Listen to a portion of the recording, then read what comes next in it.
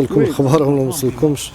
محكمة الاستئناف وابطت العقوبة من 5 سنوات إلى 3 سنوات.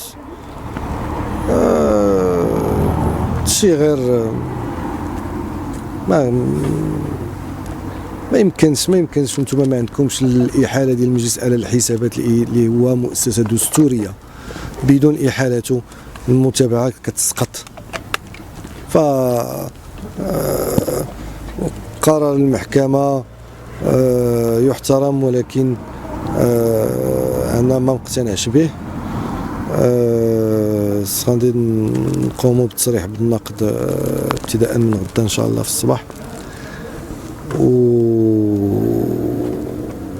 حكم ما مفهومش. حنا عندنا اجتهادات ديال هذه الغرفة ديال جناية الأموال الاستئنافية. فاش كتكون الأموال في حالات كيكون الاختلاس، إذا كان فعلا اختلاس والأموال رجعات، فالمتهمين كيتمتعوا بعقوبة على الأقل بعقوبة موقوفة التنفيذ. حنا كنشوفوا بأن تمام النقيب زيان والشخص اللي معاه ما تعاملوش بحال الناس اخرين من طرف غرفة جناية الأموال المؤسفة. نتأسفوا لهذا القرار،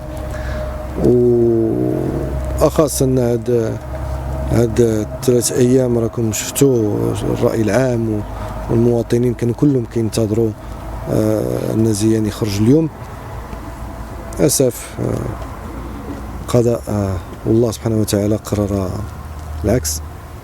حنا كمسلمين ما يمكننا غير نقبلوا اللي كتب علينا الله ونحمد لله، ولكن كيبقى حكم قاسي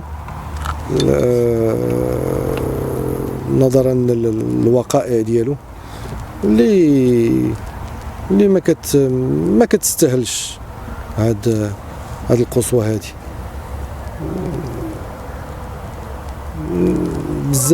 بزاف. الناس كيخصها تكون في ديورها، تكون مع ولادها، ماشي في السجن. انتو قلتوا النقابه السياسيه ديال حنا التقرير ديال امنيستي انترناسيونال اللي خرج الاخر بالنسبه لهم محمد زين معتقل سياسي. امنيستي انترناسيونال ماشي اللعب. امنيستي انترناسيونال بحال اللي قال النقيب زين في الكلمه الاخيره ديالو، هو كيعقل بان في واحد العهد كان المغرب كيقول تكون امنيستي انترناسيونال اللي بغات، ولكن عام موراه تعين وزير حقوق الانسان، وكانت من بين المهام ديالو انه يمشي يرغب ويزاوج امنيستي انترناسيونال باش تحل الفروع ديالها في المغرب باش تعترف بينا. امنيستي انترناسيونال فاش كتقول لك بان شخص معتقل سياسيا كونوا على يقين على ان جميع المؤسسات الدوليه، سواء اللي كتكون تبع الامم المتحده ولا مؤسسات دوليه تبع الدول بحال البرلمان الاوروبي ولا غيره، كيرتكزوا على تقارير ديال امنيستي انترناسيونال.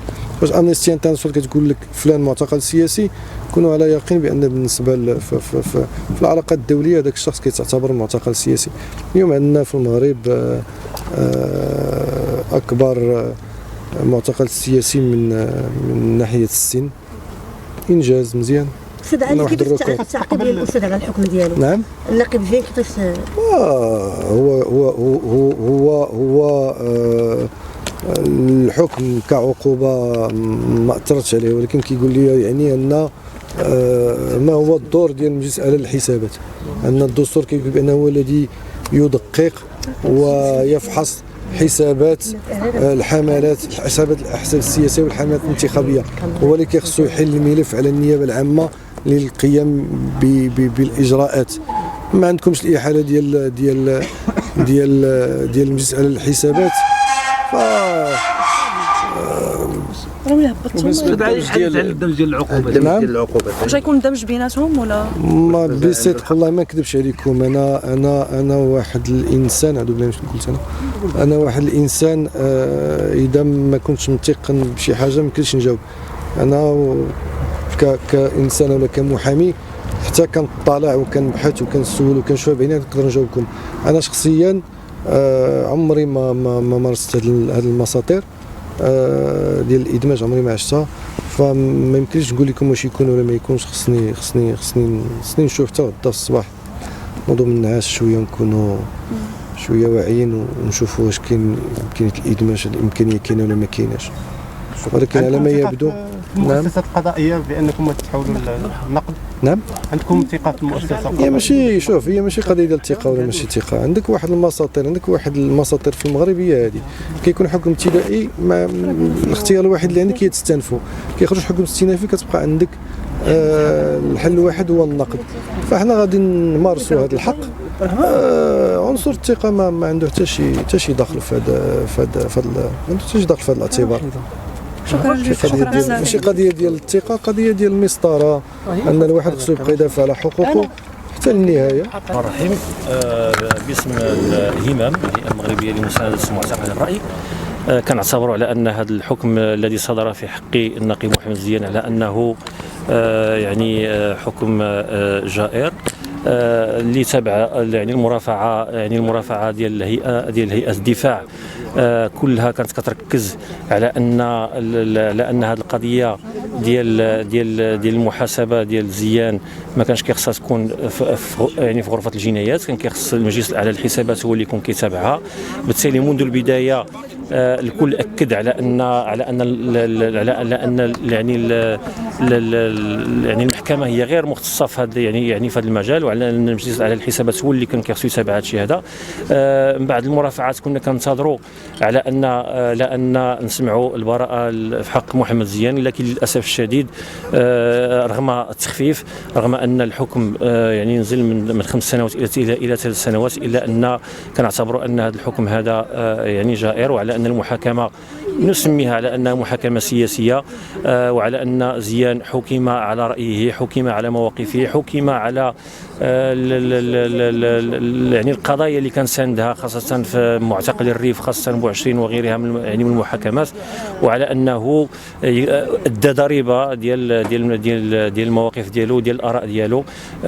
نطالب في همم بالتعجيل باطلاق سراح النقيب محمد زيان، ونقول على ان وضعه الصحي وسنه اصبح لا يسمح ولا يستوعب مثل هذه الاحكام.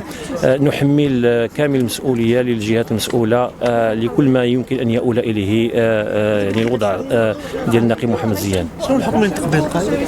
الحكم اللي ينطق به القاضي هو 3 سنوات سجنا نافذا في حقه. بطبيعه الحال عنده الحق، مازال عنده الحق في النشر.